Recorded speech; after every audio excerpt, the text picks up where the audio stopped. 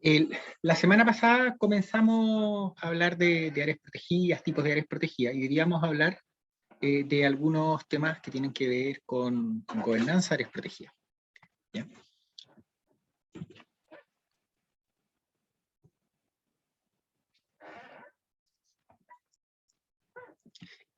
Gobernanza corresponde a las interacciones entre estructuras, procesos, tradiciones, que determinan cómo se ejerce el poder y las responsabilidades, cómo se toman las decisiones, cómo tienen voz ciudadanos y otras partes interesadas. Esta es la definición de gobernanza que se incluye, de hecho, o es considerada como tal por la IUCN, ¿cierto?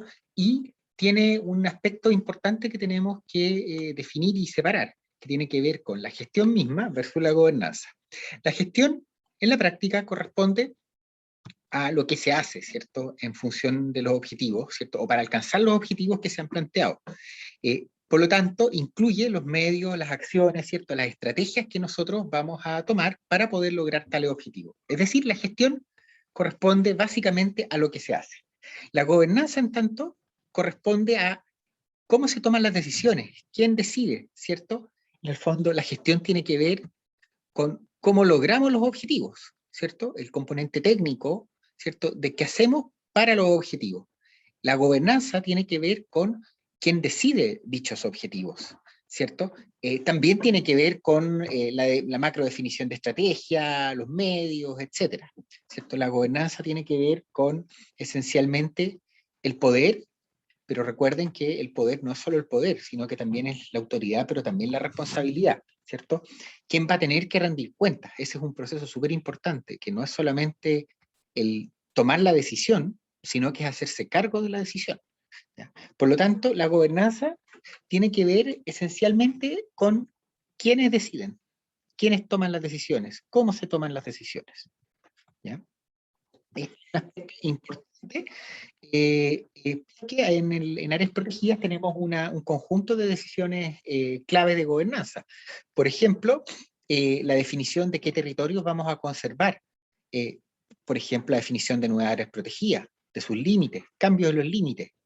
Después hay procesos que tienen que ver, que son clave de gobernanza, que tienen que ver con el proceso mismo de planificación, ¿cierto? Lo que incluye, pero no se limita a establecer la visión, categorías de manejo, eh, el vínculo que puede tener el área protegida con el desarrollo local, zonificaciones, vamos a ver más adelante en el curso que este es un tema muy importante que tiene que ver dado que un lugar es área protegida, cómo se usa y cómo se espacializa el uso de las áreas protegidas. Por ejemplo, el área protegida va a ser completamente de protección estricta, vamos a tener zonas abiertas para visitantes, qué tipo de usos vamos a permitir, bajo qué condiciones, ¿cierto? Todo eso son decisiones clave de gobernanza, establecer plan de manejo, eh, establecer plan de monitoreo y los mecanismos de adaptación, y también en el fondo determinar cómo se va a trabajar en cumplir la legislación que marca el trabajo en un área protegida y cómo se respetarán los derechos de quienes tienen derechos sobre el territorio. Entonces, gobernanza es un proceso, es un punto clave dentro de la gestión de las áreas protegidas, ¿cierto? Vamos a hablar de distintos tipos de gobernanza, y en general vamos a hablar de 4 tipos de gobernanza principales. Una, que es la gobernanza por parte del gobierno, del Estado, ¿cierto? Después vamos a hablar de gobernanza privada, también gobernanza por parte de pueblos indígenas y comunidades locales, y gobernanza compartida. Cuando hablamos de gobernanza por parte del gobierno o del Estado, nosotros estamos hablando de que es el gobierno o la autoridad asociada quien tiene la autoridad de la gestión del área protegida, pero también recuerden, autoridad o poder, cuando estamos hablando de este tipo de cosas, también tienen que ver con responsabilidad. ¿Quién va a ser responsable de las decisiones que se tomen? Eso implica los aciertos, pero también los errores. ¿Quién va a rendir cuentas a la sociedad? ¿Ya? En Chile, quién tiene la gobernanza o quién se encarga finalmente? Es la CONAF, pero solo la CONAF ¿O hay otras agencias del Estado involucradas? ¿Los ministerios? ¿Cómo cuáles? ¿El de medio ambiente? ¿Ya? Agricultura. ¿Ya? ¿Agricultura? Ah, sí. ¿Cuál más? ¿En áreas protegidas muy importante? ¿El de pesca? ¿Y ese cuál es el ministerio donde está pesca? El Pesca. Es un servicio. Ah, churra. ¿En qué ministerio está el Cernapesca? Agricultura. Agricultura. ¿Alguien lo dijo? por ahí? Economía, ¿no? Economía. El de Sí, economía. el Ministerio de Economía, ¿cierto? Entonces, y agreguen a eso bienes nacionales, y agreguen a eso el Ministerio de las Culturas, porque los monumentos el Consejo Monumento está en el Ministerio de las Culturas, y eso tiene que ver con los santuarios de la naturaleza. Por lo tanto, estamos hablando de, en realidad, de hecho aquí hay un error, dice Consejo Monumentos Nacionales Mineduc, no, debería decir Ministerio de las Culturas. ¿Ya? Entonces, Ministerio de Agricultura tiene un rol importante, particularmente porque CONAF está anidada dentro del Ministerio de Agricultura, ¿ya? Y la CONAF, en este caso, es la que administra las áreas protegidas, pero vamos a ver que el Ministerio de Agricultura tiene una serie de otros servicios. Y de hecho, en términos de recursos naturales, acá hay otro bien importante también. ¿Cuál es? Además de la CONAF. El El Infor. SAC. Infor. El INFOR, pero especialmente el SAC. Sí, el INFOR también, pero especialmente el SAC. ¿Y por qué nos interesa el SAC harto en recursos naturales? Porque son los que fiscalizan. ¿Y hay que fiscalizan? La fauna. La fauna. De hecho, dice Servicio Agrícola Ganadero, y la fauna quedó guardadita, escondida en un rincón, el Departamento de Protección de Recursos Naturales. Pero la ley de caza, que como les decía, es la ley de conservación, es la ley que protege la mayoría de la fauna en Chile, la fiscalización de la ley de caza es del SAC. Por lo tanto, todo lo que tiene que ver con cacería ilegal, con captura de animales, todo, lo ve el SAC. Los animales terrestres, eso es el único detalle. Los hidrobiológicos ya pasan por Cernapesca. Y ahí entramos en definiciones raras. Por ejemplo, las nutrias son del Cernapesca, ¿cierto? Los lobos marinos también, los pingüinos también, pero los pelícanos no. Entonces, hay algunas especies que pasan por el SAC, las que son netamente terrestres, las ve todas el SAC. Y las marinas son de Cernapesca, y hay un conjunto de especies que son más asociados a la parte marina, pero que también son del SAC. Particularmente aves. Mamíferos marinos son todos de Cernapesca. Tortugas marinas son de Cernapesca. Entonces, vemos que hay otras atribuciones más que también son relevantes en áreas protegidas, ¿cierto? CONAF en particular, CONAF tiene un organigrama importante, ¿cierto? Y lo que es áreas protegidas no es toda la CONAF, ¿cierto? La CONAF tiene una serie de roles donde áreas protegidas, uno de ellos es lo que pasa por la gerencia de áreas silvestres protegidas, pero además tiene una gerencia forestal, una gerencia de manejo de fuego, finanzas y también desarrollo de las personas. Entonces, áreas protegidas esencialmente está acá, ¿ya? Que incluye planificación, conservación, administración de áreas protegidas, ordenamiento territorial. ¿Ya? Entonces, en este organigrama, ¿cierto? Áreas protegidas están acá, insertas en CONAF. La dirección ejecutiva, ¿cierto? Es de confianza del ministerio, del ministro, ministra, y a su vez de la presidencia de la República. Por lo tanto, nos encontramos con que el presupuesto de la gestión de las áreas protegidas del Estado, particularmente las administradas por CONAF, pasa por el Ministerio, por presupuesto que se le otorga al Ministerio de Agricultura. Ese presupuesto, ¿cierto?, viene en la propuesta desde el Ejecutivo y después la aprueba el Congreso. Lo que tienen acá es el presupuesto aprobado para este año, que está en la ley de presupuesto, ¿cierto? Esto, por lo tanto, salió desde el Ejecutivo y pasó por el Parlamento. Y nos encontramos con que el presupuesto 2021 de áreas protegidas en el país son 17.000 millones de pesos. ¿Ya? 17.600. ¿Ya? Ojo que con esto se administran 18 millones de hectáreas. Así que pongámoslo en perspectiva. ¿Ya? Y cuando nosotros vemos cómo se compone lo que está acá, ¿cierto? Tenemos ingresos de operación y aporte fiscal. Por lo tanto, las áreas protegidas, ¿cierto? Depende o sea, el presupuesto de las áreas protegidas son 17.600 millones de pesos, de los cuales, ¿cierto?, las áreas protegidas tienen que generar 11.600 y los 5.200 restantes los aporta el Estado. ¿Ya? Por lo tanto, pueden ver acá que aproximadamente un tercio, o sea, el financiamiento es muy bajo, ¿ya? Pero siendo bajo el financiamiento, el aporte fiscal es más o menos un tercio del financiamiento de las áreas protegidas del Estado. ¿Ya? 2/3 lo tienen que generar a partir de sus propias operaciones. ¿Ya? Y esto tiene otro punto importante. Se fijan que acá en el presupuesto tiene ingresos, dividido en ingresos de operación, y también en aporte fiscal.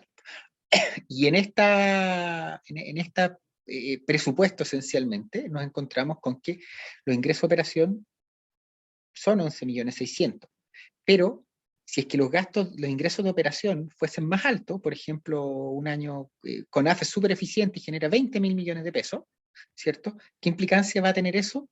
Nada, el presupuesto no va a cambiar. Claro, en el fondo se va a traducir a que el aporte fiscal es menos en la práctica, ¿cierto? Por lo tanto, el excedente que generen sobre estos 17.000 millones no van a la administración de las áreas protegidas, sino que van a otras carteras del Estado, esencialmente pueden ir a otros fondos, qué sé yo, educación, salud, o cualquier otro, vivienda y urbanismo, no sé, ¿cierto? Entonces, nos encontramos con un techo que es bastante bajo, particularmente porque con esto se tienen que administrar 18 millones de hectáreas. ¿Ya? ¿Y cómo se va el presupuesto, o cómo está presupuestado? Principalmente de esos 17.000 millones de pesos, son casi 13.500 millones de pesos, que son sueldos, esencialmente. ¿Ya? Eso corresponde a gasto de personal, y en eso está incluido todos los guardaparques, todos los administrativos, incluso los jornales transitorios. Por lo tanto, acá el grueso del gasto son casi 13.400 millones de pesos, son personal, y nos quedan aproximadamente 3.200 millones para operar. Con esos 3.200 millones, eso es todo lo que puedan lo que puedan pensar en compra de equipos, en benzina, etcétera, etcétera.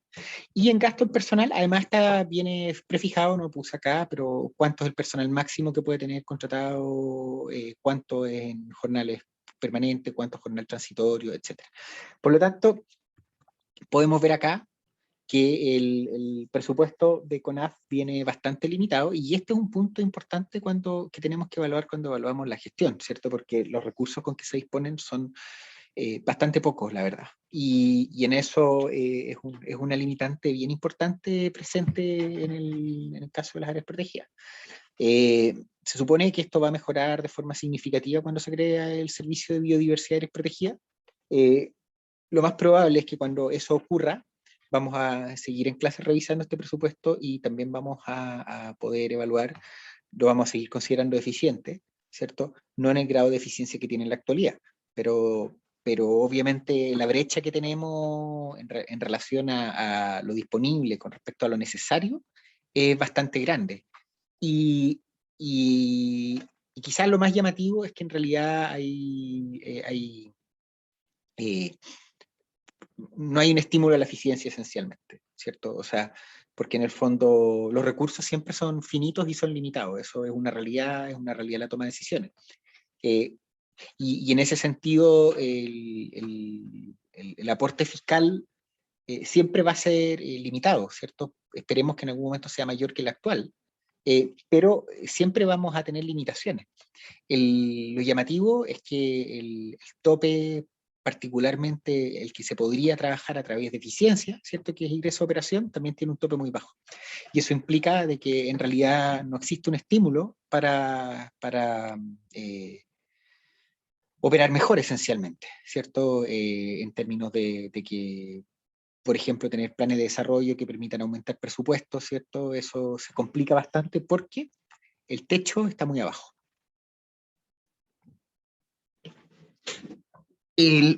Posteriormente, Ministerio de Medio Ambiente, ¿cierto? Tenemos acá el Ministerio, además está el Consejo de Ministros para la Sustentabilidad, la Ceremis, Subsecretaría, y acá está ya funcionando la Superintendencia, el Servicio de Evaluación Ambiental, los tribunales ambientales, pero estamos acá a la espera del Servicio de Biodiversidad y Áreas Protegidas que está en tramitación hace como 10 años. Por lo tanto, y ahí hay una serie de temas que han ido frenando el proyecto. Estuvo cerca en su momento, el 2019, cuando venía la COP, pero se ha ido dilatando. Y bueno, hay muchos aspectos que están involucrados en que se va dilatando, desde que se trata de mejorar el proyecto, que pasa a ser prioridad, deja de ser prioridad, y también hay diversos intereses de mejorar el proyecto, intereses involucrados también, que en el fondo van dilatando la toma de decisiones. Y obviamente ninguna ley, ningún proyecto de ley va a ser perfecto. Así que lo concreto es que el servicio de biodiversidad todavía está tramitándose, después de mucho tiempo, pero sigue tramitándose. ¿Cuál es la situación de gobernanza y participación en la gestión de las áreas protegidas de Chile? Participación son esencialmente los mecanismos a través de los cuales ciudadanos y ciudadanas interesados son sujetos activos en la gestión del área protegida en una o varias etapas del ciclo manejo. ¿Ya? Vamos a hablar de participación con más detalle en el curso siguiente, pero lo que podemos plantear es que existen diversos niveles de participación, desde niveles de participación débil, como son, por ejemplo, el proveer información, hasta niveles de participación intensos, como pueden ser el comanejo. Y en este caso nos encontramos con que la mayoría de las instancias de participación en el SNASPE todavía califican en instancias de participación relativamente débiles, ¿cierto? Particularmente bastante focalizado en información, lo que tiene que ver con una serie de mecanismos, incluidos los que determina la ley 20.500, que es todo lo que es acceso a información por parte de la ciudadanía. Incluso proveer información en muchos casos ni siquiera se considera participación, algunos sí, otros no. Tenemos otros mecanismos como consultas ciudadanas, cuentas públicas participativas, consejos de la sociedad civil, consejos consultivos en áreas protegidas, que ya son niveles de participación más altos. Hay instancias de asociación, como las involucradas en las ADI, algunos convenios de asociación entre la CONAF y pueblos originarios, como los del caso Rapa Nui, y hasta hace poquito no existían casos de comanejo en Chile, ¿cierto? Pero esto cambia a partir de la creación del Parque Nacional Cahuéscar, que en su decreto de creación trae incluido que la cogestión, esencialmente, entre CONAF y el pueblo cahuéscar. Por lo tanto, hoy día, en su decreto, todavía está en vía de implementación, el Parque Cahuéscar, ¿cierto?, viene con comanejo. Así que ese es un cambio importante desde que salió este capítulo. El capítulo es del 2019, ¿cierto? Pero en realidad se escribió un poquito antes y justo en paralelo se creó el Parque Cahuéscar. Gobernanza compartida corresponde a situaciones donde diversos actores comparten autoridad y responsabilidad, ¿ya? Y en este caso se requiere negociación, se requieren acuerdos de cogestión e instituciones de gobernanza pluralista, ¿cierto? Entonces, en este caso, se tienen que aprobar propuestas por consenso, tiene que existir un organismo que permita la toma de decisiones, y posteriormente baja a uno o más organismos que están a cargo de implementar las decisiones, ¿cierto? Es la parte de la gestión, hay retroalimentación y vuelve el sistema. ¿Ya? En este caso, el que cae en esa categoría, el que yo ya les indicaba, ¿cierto? Parque Cahuéscar, ¿cierto? Que este es un parque bastante grande, que tiene aproximadamente 2.800.000 hectáreas, y a lo que además se suma la Reserva Nacional Cahuéscar. La Reserva Cahuéscar es todo el componente marino de este parque nacional, ¿cierto? El parque nacional es la parte terrestre, la reserva es la parte marina, ¿ya? Y son parques bastante grandes, ¿ya? Así que eso, acá lo pueden ver.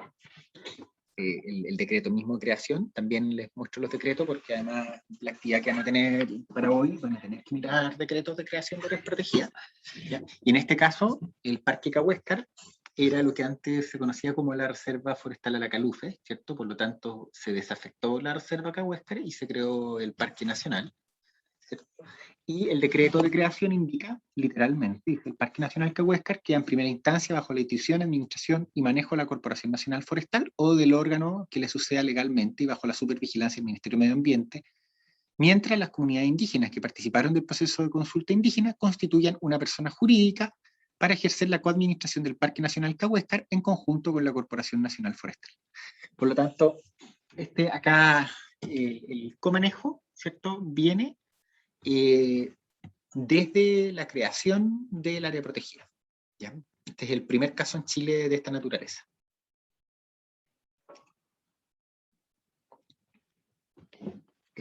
¿Daniela?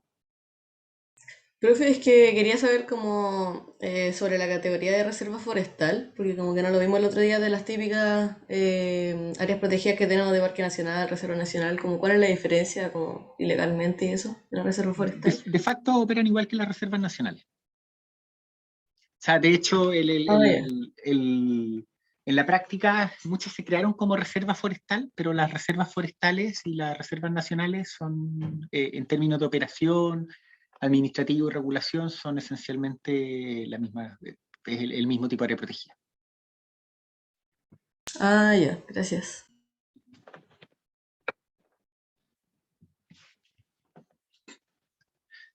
El Chomayeco era reserva forestal, la primera.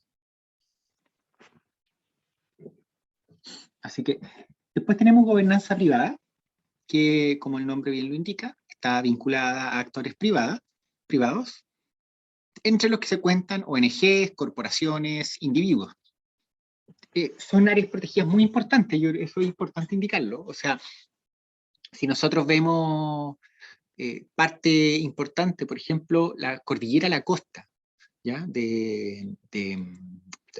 Todo lo que es cordillera la costa sur de Chile, es decir, desde el Maule aproximadamente hasta Chiloé, ¿cierto? Y nos remontamos al año 2004, contábamos más o menos con 60.000 hectáreas oficiales protegidas.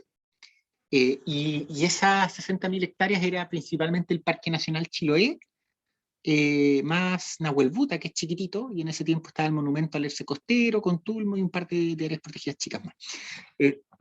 Cuando vemos el salto de protección de esta zona desde el 2003, 2002 a la fecha, ¿cierto? Nos encontramos con que hoy día hay más de 200.000 hectáreas protegidas, por lo menos 240.000.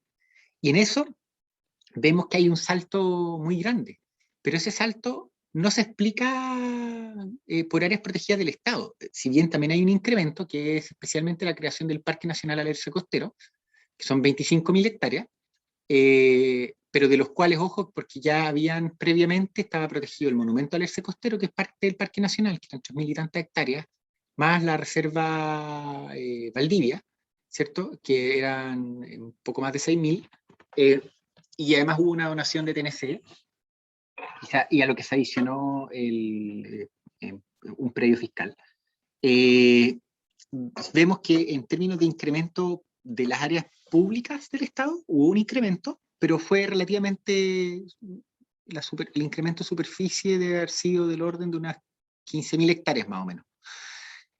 Por otro lado, cuando miramos el aumento de la superficie privada, es enorme, y en eso hay muchas áreas protegidas, pueden ver Ahuenco y otras más. Las más grandes son la Reserva Costera Valdiviana, que eran 60.000 hectáreas originalmente, pero se donaron 10.000 al alerce costero, y el Parque Tantauco en Chiloé. Y adicionalmente a eso también se agregan todos los que son las áreas, bueno, muchas áreas protegidas pequeñas también, y las áreas de alto valor de conservación de las mismas empresas forestales. Y en eso nos encontramos con que el incremento en áreas protegidas en la cordillera de la costa ha sido de más de 200.000 hectáreas. Y la mayoría de eso está en el marco de gobernanza privada, la gran mayoría.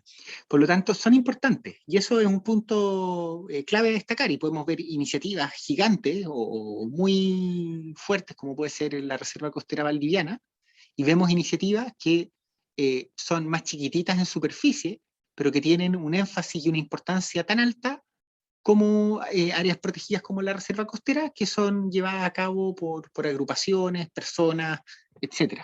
¿Ya?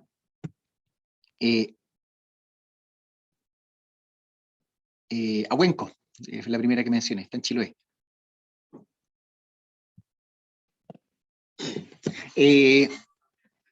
Entonces, ahora, ¿qué problema tienen las áreas privadas protegidas, cierto? Independiente de quién sea su propietario.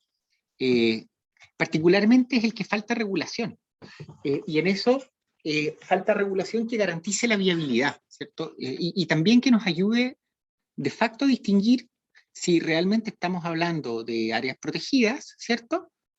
O estamos hablando de una persona o institución privada que en realidad le gusta tener un área verde, ¿cierto? Pero no hay ninguna garantía a largo plazo. Y yo creo que eso es importante para nosotros determinar cuáles son áreas protegidas, es decir, que tienen un compromiso de largo plazo, ¿cierto? Versus cuál es, es lo que es un gustito que se da a una persona o una institución de tener un lugar bonito, ¿cierto? Pero que no necesariamente tenemos garantía de que cuando a lo mejor la persona pasa mejor vida esencialmente, en el fondo que eso va a seguir siendo área protegida. Porque piensen que eso es súper importante, las áreas protegidas no son pensando en 5 años, en 10 años o en 20, son de largo plazo, y por lo tanto ese largo plazo, particularmente en el caso de las áreas privadas, ¿cierto? También nos interesa saber qué pasa con la sucesión posterior. ¿Va a seguir siendo área privada protegida una vez que la persona ya no esté? Porque eso es súper crítico, particularmente con cómo invertimos los escasos recursos de conservación. ¿Ya? Pregunta, ¿por qué a los privados les interesa tener áreas protegidas? Hay muchas razones por qué a los privados les interesa tener áreas protegidas. Primero, yo creo que en Chile no tenemos muy marcado la filantropía, pero hay muchas áreas del mundo, Chile no es la excepción, donde hay gente que en realidad sí le interesa tener un impacto que trascienda su propia vida, ¿cierto? Y en el fondo no todos los intereses de todas las personas son intereses personales, o la satisfacción a veces se puede encontrar en generar un bien futuro. O sea, si yo me pongo en perspectiva y tuviese toda la plata del mundo, o bueno, tanta plata como tienen algunas de estas personas, ¿cierto? Yo tendría un área privada protegida feliz, y le daría le daría todo para que ojalá pueda seguir en el futuro y protegerla para que el día que yo no esté siga siendo área protegida, ¿cierto? Entonces, hay muchas razones, y de hecho las ONGs grandes, y las ONGs todas en realidad funcionan a partir de donaciones. Y hay donaciones que cuando ustedes ven, hay donaciones gigantes y son anónimas. Hay algunas que es impresionante, me tocó ver alguna vez unas donaciones y eran millones de dólares y eran anónimas. Por lo tanto, existen distintos intereses, y hay intereses súper altruistas, y seguramente también hay intereses menos altruistas. Por lo tanto, el punto, más que el por qué, no necesariamente disminuir impuestos. Sí, yo creo que ahí creo que no veo quizás la necesidad de estar buscando siempre de que haya un gato encerrado esencialmente en cada cosa. O sea, puede, no sé si en este momento hay beneficios tributarios, ¿cierto? Pero probablemente si los hubieran son marginales. Entonces, hay gente que puede ser que busque usar eso, pero pero la realidad es que hay casos que son efectivamente legítimos, y por otro lado, en otras partes del mundo sí hay beneficios tributarios, ¿cierto? Por ejemplo, en Estados Unidos sí existen beneficios tributarios para las donaciones a caridad, pero en el fondo ese beneficio tributario, el impuesto que la persona no paga, esencialmente es también con una utilidad que deja de tener. Por lo tanto, no sé hasta qué punto sea negocio, ¿cierto? Entonces, en ese caso, claro, o sea, como dice Daniela, hay ejemplos de privados mapuche y también no mapuche que tienen predios, ¿cierto? Y que les interesa conservar los espacios. Y de hecho los impuestos no son bajos en muchos casos, y hay sorpresas, podemos entrar en detalle en otros momentos, pero el costo de administrar un área protegida, el desgaste es gigante, no es tan trivial, ¿ya? No es algo que uno se meta y sea fácil, para nada. Entonces, efectivamente, siempre puede haber otros tipos de intereses, ¿cierto? Pero probablemente el camino del negocio, no sé si es si es para negocio, probablemente convenga a otros negocios, turismo incluso, ¿cierto? Área protegida probablemente no es un camino tan de negocio en ese sentido. Entonces, y en este caso, volviendo al punto, es que a nosotros, en realidad, lo que nos interesa distinguir es principalmente qué situaciones corresponden a áreas privadas protegidas, efectivamente, con un compromiso de largo plazo, donde van a tener aciertos y van a tener errores, también no olviden eso. Todas las iniciativas, las mejores concebidas, con la gente más motivada, va a cometer errores. Eso no tiene ninguna opción de que no ocurra, ¿cierto? Pero a nosotros lo que nos interesa identificar son aquellas que efectivamente son áreas protegidas, ¿cierto? Y no el gustito de alguien temporal. Y eso es donde nos falta regulación que garantice viabilidad, esencialmente de que si una persona quiere declarar área protegida, su propiedad lo puede hacer con beneficios asociados, ¿cierto? Bueno que tenga beneficios, y con obligaciones, ¿cierto? En el fondo tiene que tener obligaciones, pero también tiene que tener beneficios. Obviamente si generamos una figura que solo trae obligaciones y no trae beneficios, va a ser una figura que no se use, ¿cierto? Porque decir, bueno, puedo tener lo mismo sin todos estos líos. Por lo tanto, es importante que estas figuras sí traigan beneficios, ¿cierto? Pero obligaciones, y particularmente obligaciones que den viabilidad en el largo plazo, porque si no tienen viabilidad en el largo plazo, no son áreas protegidas. Existen algunos instrumentos, como el derecho real de conservación, la servidumbre, donde esencialmente en contratos entre privados se garantiza la protección de largo plazo, y de las figuras públicas, la única que nos aplica en áreas privadas es el Santuario de la Naturaleza.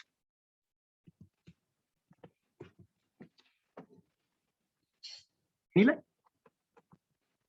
No, es que iba a preguntar sobre el derecho real de conservación y el land trust, pero los vamos a ver ahora. Dale. Sí. O sea, el derecho real de conservación, ¿cierto? Está esencialmente, bueno, es ley, ¿cierto? Y esencialmente es la facultad que tienen las personas de conservar el patrimonio ambiental de un predio o atributos o funciones de esto.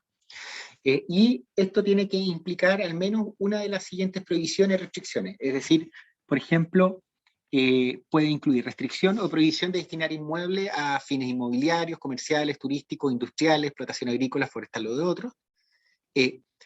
Puede incluir la obligación de hacerse cargo de contratar servicios para la mantención, limpieza, contaminación, reparación, etc.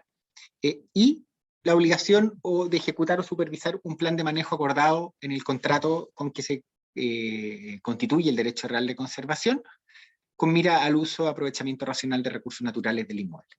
En este caso, es una decisión de un privado con respecto al uso futuro de su propiedad, y esto queda como una restricción al uso de la tierra, ¿cierto? Que limita uno o más usos.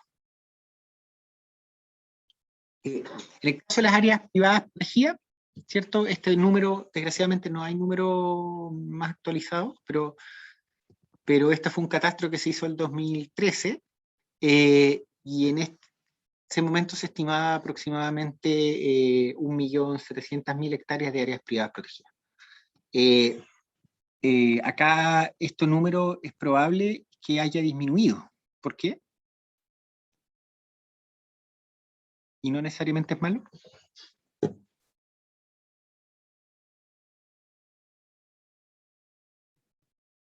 Porque Porque algunas con eso pasaron se pueden. a Nacional, a como parques nacionales y eso. ¿Ejemplos? ¿Alguien sabe? Los del Parque Patagonia. Exacto, sí. De hecho, ese es el ejemplo grande, porque ahí estamos hablando Parque Patagonia, Parque Pumalín, Yendegaya, y hubo una donación importante. Y ese es un caso también, pues, de un privado, donde de hecho, cuando se constituyó originalmente hubo muchísima desconfianza, y en ese sentido siempre se desconfió de que efectivamente fuese a consolidarse en áreas protegidas, y finalmente se consolidó una donación gigante de tierra al Estado, esencialmente para constituirse en áreas protegidas, que es toda la red de Parques ¿Profe? Patagonia. ¿Sí? ¿Y esos son los que hizo Tompkins?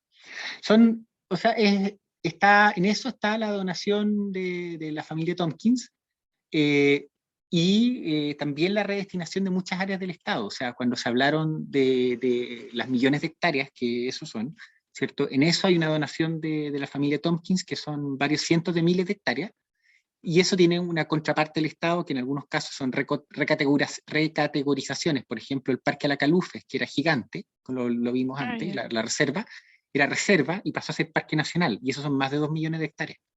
Entonces, y asociado a eso, o se creó la reserva Alacalufe, perdón, disculpen, la reserva Cahuéscar, y la reserva Cahuéscar, que es marina, ¿cierto? También son más de 2 millones de hectáreas. Entonces, en esa está la donación de Parque Pumalín, de Parque Patagonia, el Parque Yendegaya, que fue el 2014, y otros más, que es una donación gigante, es de las más grandes del mundo, de hecho. O sea, no hay que quitarle lo que es, ¿cierto? Que es una de las Ya. donaciones más grandes que ha habido en el mundo para la creación de áreas protegidas, de privado hacia el Estado. Pero claro, en la red de Parques Patagonia justamente estamos hablando de la donación de la familia Tompkins, que es una historia con muchos matices, con temas positivos, con temas no tanto, pero es una historia de casi 30 años. Entonces, que termina con esta red de parques nuevos. Entonces, y acá, en esta cifra, todavía están incluidas. De hecho, en los lagos estaba Pumalín, sin ir más lejos. Así que, Gracias, profe. no problema. Acá, en términos de áreas protegidas, ¿quiénes son dueños? Son un montón de figuras, ¿cierto? La más común son personas naturales. Entre paréntesis, en Chile Central, fíjense, proyecta la metropolitana, y en 55.000 hectáreas. Y la región metropolitana, ustedes saben la dificultad de tener áreas protegidas en esa zona, lo mismo en la quinta. Y acá la más grande es Alto Cantillana. ¿Ya? Entonces, también ahí hay algunas que contribuyen en zonas que están muy protegidas. O sea, fíjense, región metropolitana, Valparaíso, La Cesta, Coquimbo, ¿cierto? Nos encontramos con áreas que están muy desprotegidas y donde las superficies son menos llamativas. O sea, nosotros vemos 54.000 hectáreas en la metropolitana versus casi 500.000 en los lagos. Pero la protección oficial en los lagos es gigante. La protección oficial en la metropolitana no lo es. Entonces, si se fijan acá, esto es bien importante. En los ríos, ¿cierto? La superficie es grande, ahí el grueso era principalmente Reserva Costera Valdiviana y Huilo Huilo, pero particularmente en la cordillera de la costa el aporte es súper importante. Entonces, tienen un rol importante en conservación, ¿cierto? Y abre una cancha que es interesante. Y los dueños son personas naturales, unidades agrícolas, aquí esos quedaron cortados, corporaciones, fundaciones, hay ONGs por ahí que se pierden, copropiedades, etc. ¿Ya? Acá sí nos vemos que tenemos limitantes importantes. Por ejemplo, en casi un tercio, no existe ningún instrumento legal que incida en el proyecto de conservación, solo un 3% está dentro de un área protegida, solo un 6% limita con otras del SNASPE, 18% está dentro de una reserva biosfera, solo 2% tenían resolución de calificación ambiental, ¿cierto?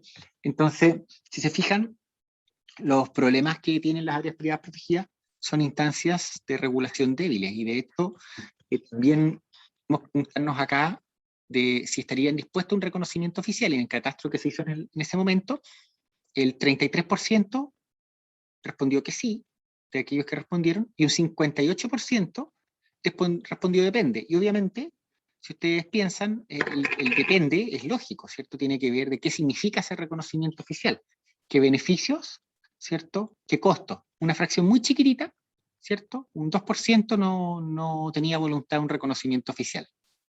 Pero estamos hablando que un 33% sí, y casi 2/3, casi un 60%, estaría dispuesto dependiendo de qué implique.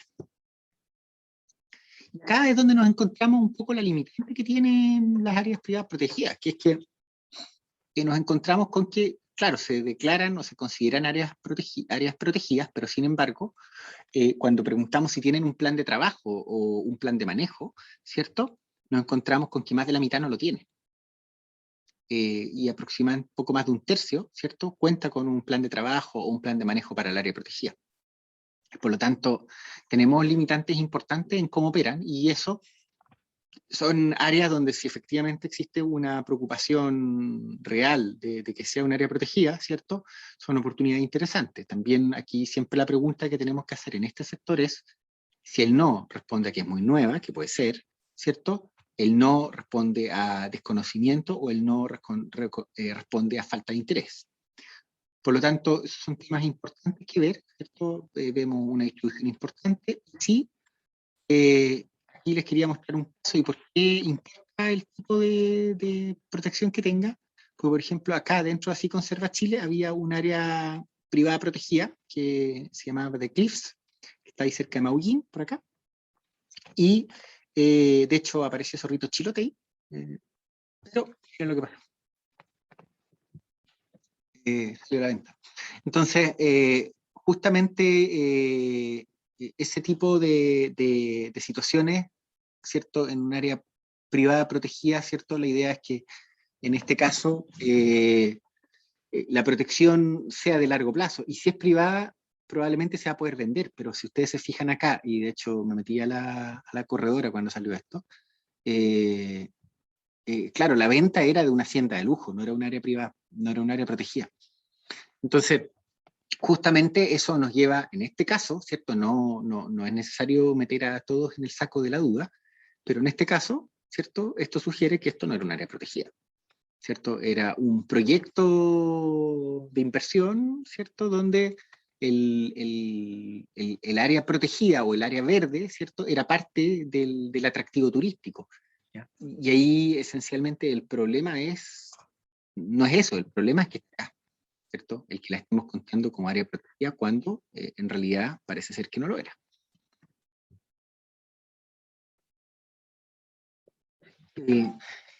Luego tenemos otra forma de gobernanza, que es la gobernanza por parte de pueblos originarios y comunidades locales, ¿cierto? Implica dos subconjuntos que los límites son difusos, que es pueblo originario y comunidad local, ¿cierto? Características son relación estrecha con el territorio, pueblo, comunidad es principal actor en toma de decisiones, ¿cierto? Y, nuevamente, en el marco de áreas protegidas, ¿cierto?, las decisiones tienen que ser conducentes a conservación de biodiversidad y valores culturales, ¿cierto? Ejemplo acá es la Asociación Indígena Mapulahual, ¿cierto?, que es del pueblo mapuche Huilliche, la cordillera de la costa de la región de los lagos, que es uno de los ejemplos emblemáticos.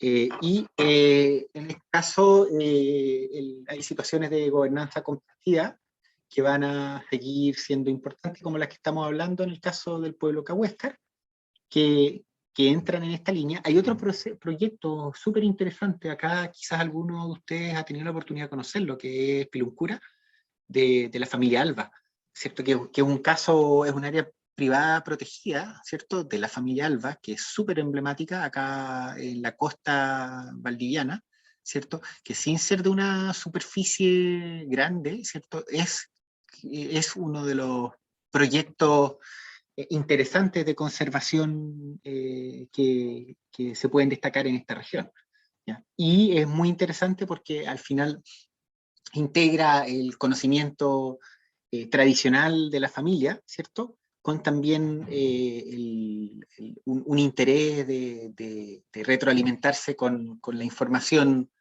técnico-científica.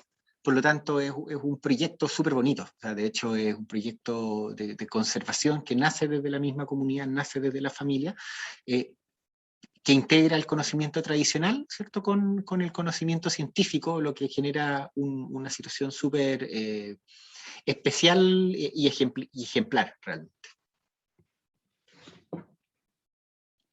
Ahora, con todo esto, nosotros creamos categorías con fines de poder ordenar, pero en el fondo las categorías suelen ser continuos, ¿cierto? No es que tengamos un área 100% del Estado, donde el Estado toma la decisión solo y no le pregunta a nadie, ¿cierto? Y una privada, donde el privado funciona solo y no le pregunta a nadie.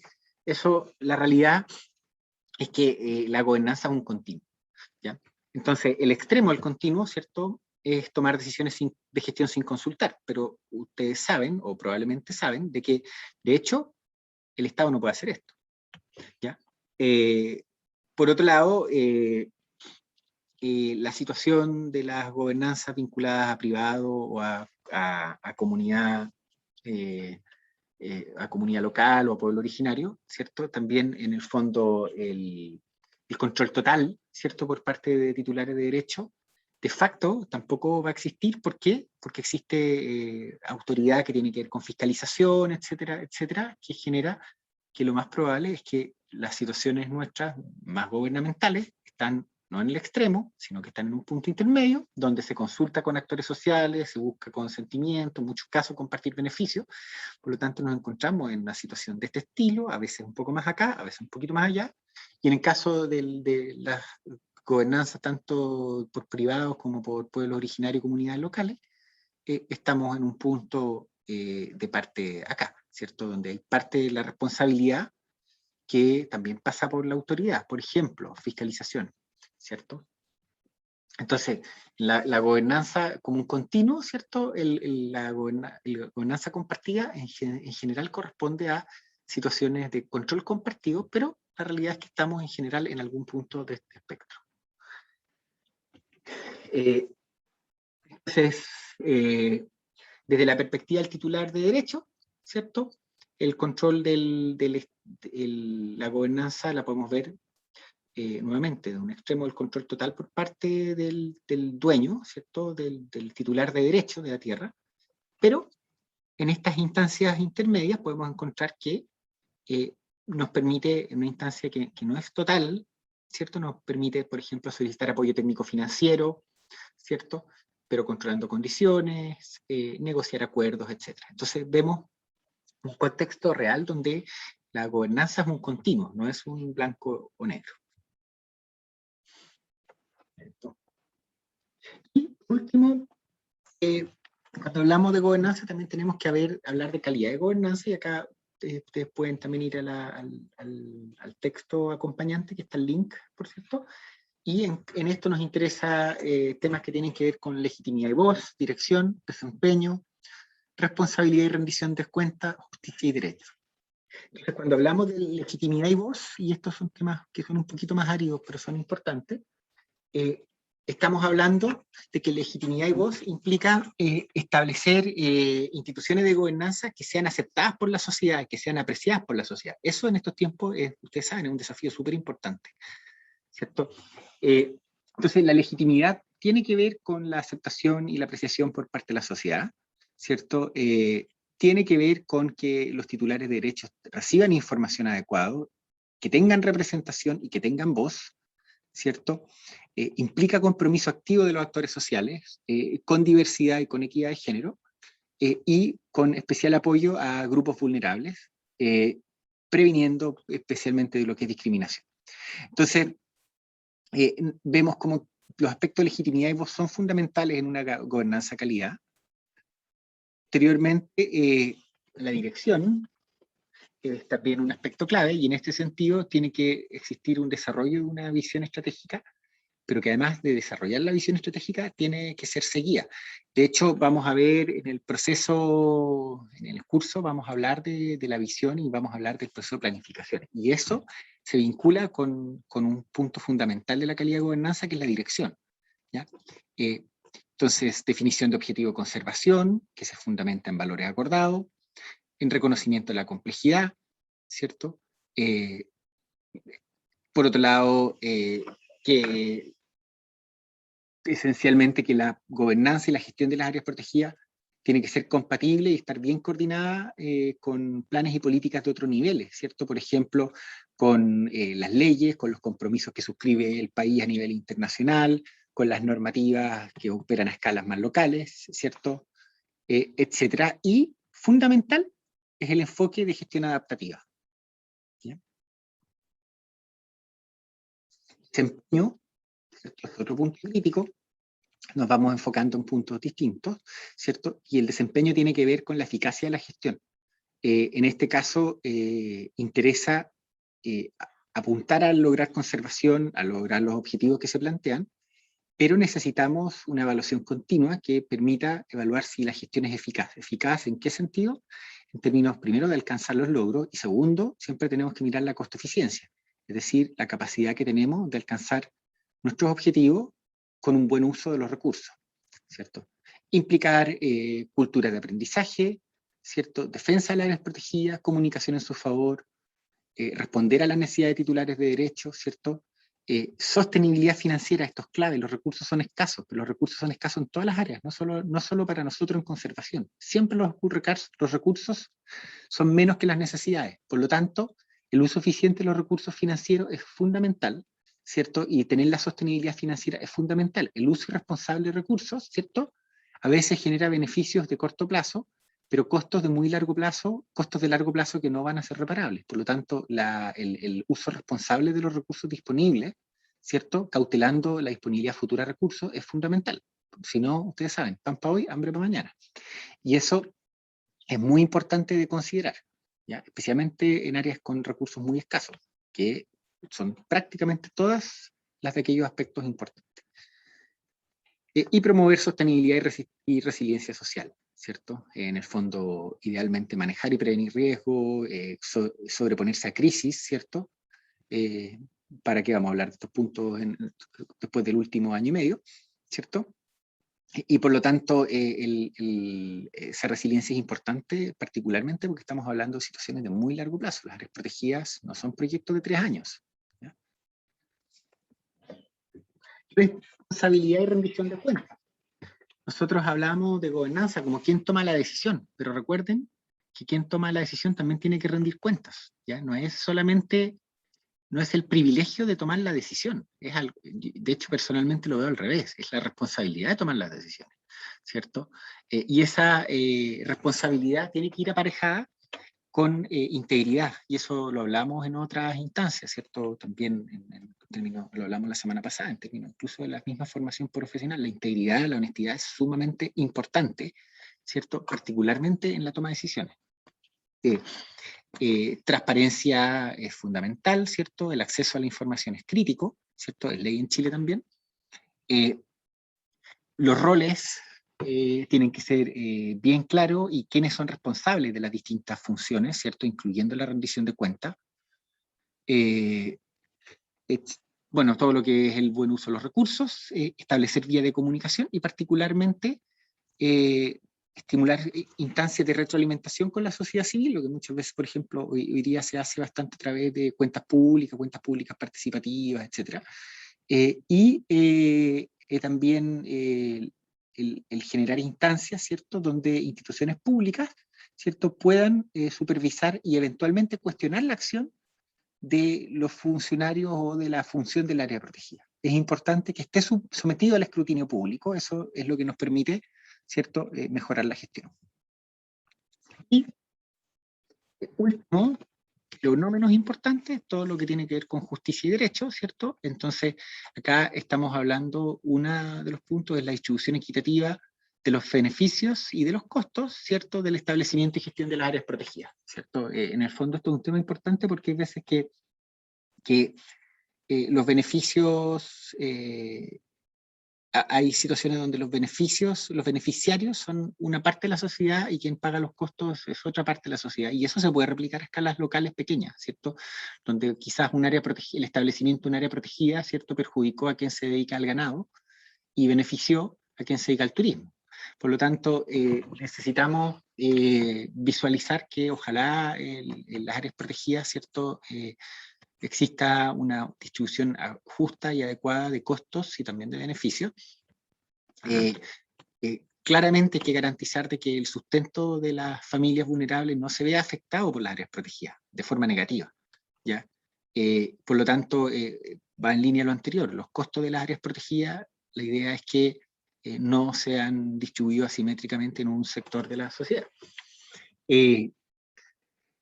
Necesitamos que las áreas protegidas, ¿cierto?, consideren dignidad, esencialmente el no hacer daño, eso es súper importante y es central. Buenas condiciones de trabajo para quienes trabajan ahí, cumplimiento de las leyes, ¿cierto?, etcétera. Por lo tanto, estos son temas centrales y dentro de esto está el respeto a los derechos humanos, respeto a los pueblos originarios y esencialmente la garantía estricta del consentimiento informado, ¿cierto?, que tiene que ser libre y previo, tanto de esencialmente cualquier propuesta que afecte a pueblos, que afecte los derechos de pueblos originarios. Y eso, el mecanismo que existe para esto, de hecho, es la consulta indígena, ¿ya? Por lo tanto, también es un compromiso internacional a lo que se suscribe internacionalmente y a lo que Chile también suscribe. Eso, todo esto pueden encontrarlo en mayor detalle en este documento, ¿ya? Y queda disponible ahí para posibles detalles o quien quiera profundizar en estos temas.